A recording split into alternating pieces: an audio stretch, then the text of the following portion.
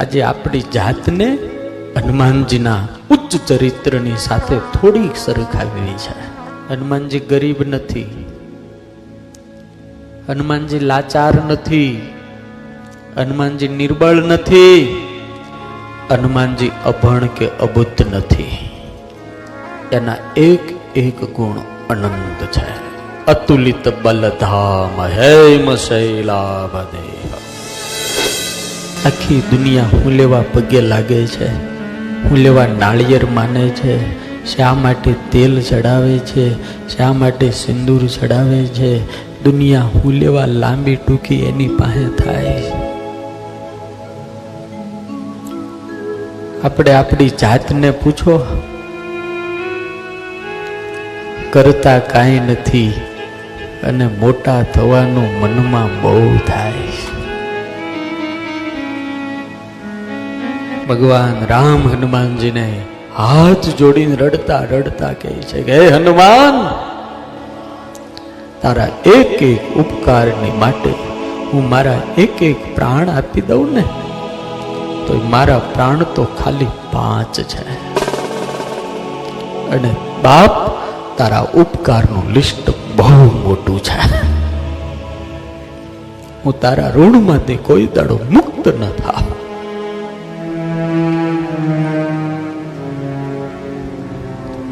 આપણે કાંઈ ન કર્યું હોય પણ થોડીક મુશ્કેલી આવે તો ભગવાનને તો ગગલાવી નાખીએ, હારે હારે અમને ગગલાવે. હા સ્વામી, શનિવાર કરીએ છીએ, દર મહિને સાળંગપુર આવીએ છીએ, કેટલી માળા ફેરવીએ છીએ, તોય અમને આવું.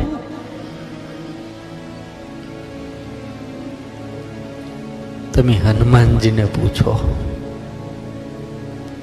ન કરી કદીએ ઉગરાણી, એમાં હામાન ચોપડા રાખ્યા. એને કોઈ દાડો હામે ચોપડું ન રાખ્યું યાર.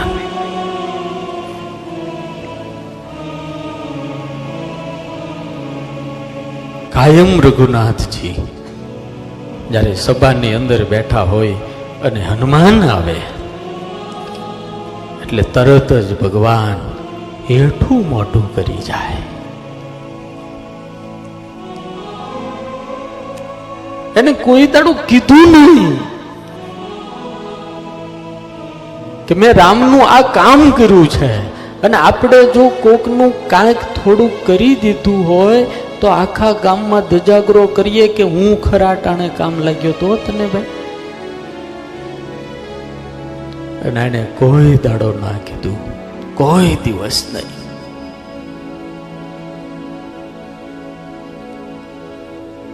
આજે આપણી જાતને હનુમાનજીના ઉચ્ચ ચરિત્રની સાથે થોડીક સરખાવી છે.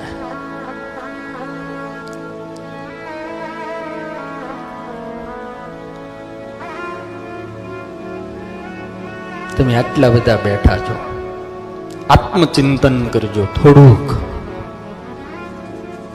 તમે કોઈ વ્યક્તિને મુશ્કેલીમાં કામ લાગ્યા હો એક વખત, અને એ વ્યક્તિ જ્યારે સુખી થાય અને એના ઘરે કોઈ પ્રસંગ હોય અને તમને બોલાવે ત્યારે તમે કેટલી આશા લઈને જાઓ કે મને બોલાવશે, મારું સન્માન કરશે, ને 2 લોકોની વચ્ચે મારી વાત કરશે. જ્યારે હનુમાન દાદો આટલું આટલું કામ કરવા છતાં એને ધૂળમાં ધામા નાખ્યા, એને મારા રામને ઋણી રાખ્યા. જગતમાં એક જ જન્મો રે જેને મારા રામને ઋણી રાખ્યા.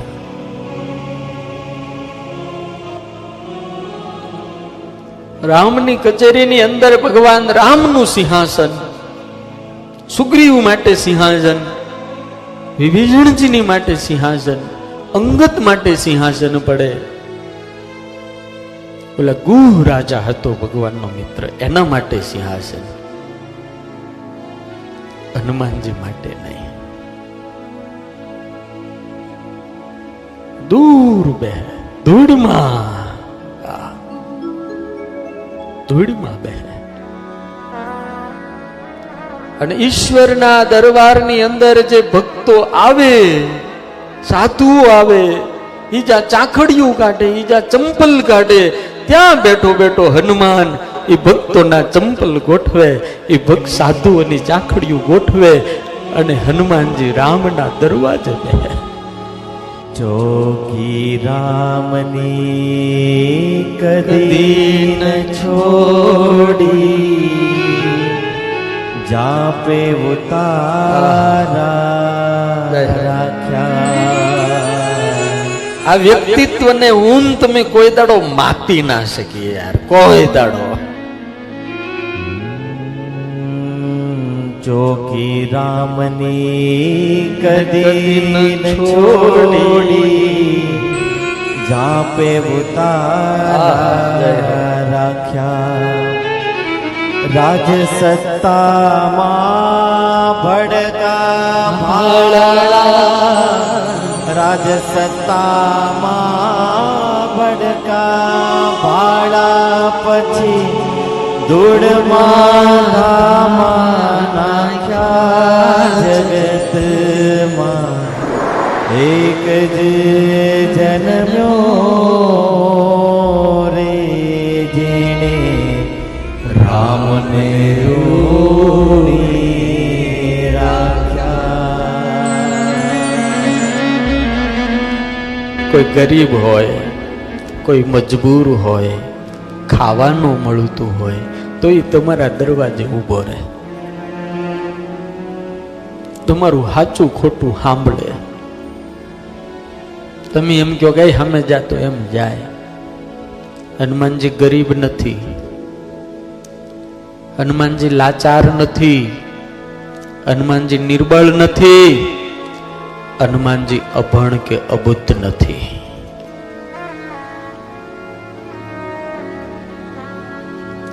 એના એક એક ગુણ અનંત છે. અતુલિત બલધામ હેમ શૈલાભદેહ.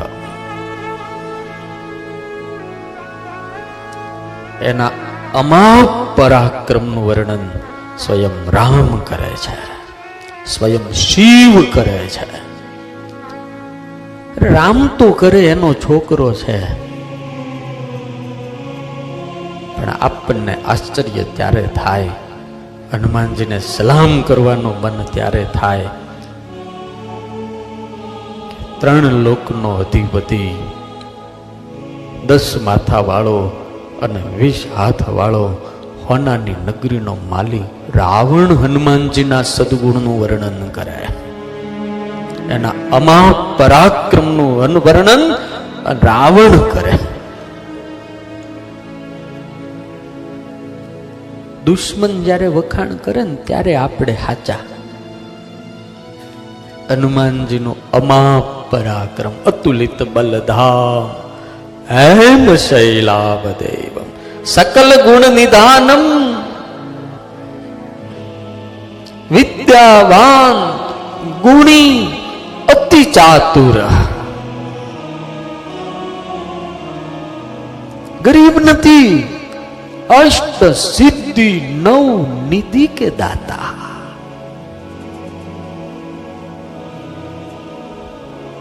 અમારા શતાન સ્વામી લખે રોગગ્ન સત્સુત વિત્ત દાત. રોગનો નાશ કરે, સારા પુત્રોનું દાન કરે, ધન આપે. આવો મોટો માણા હોય, આવો સમર્થ માણા હોય, આવો શક્તિશાળી માણા હોય, એ કોઈ દાડે તમારા દરવાજે ઊભો રહે ભાઈ? એ આપણને દરવાજે ઊભા રાખે. આ હનુમાનજીની મહાનતા છે. આટલું આટલું હોવા છતાં પોતાના ઈષ્ટના દરવાજે લાકડી લઈને દ્વારપાળ થઈને ઊભા રહે.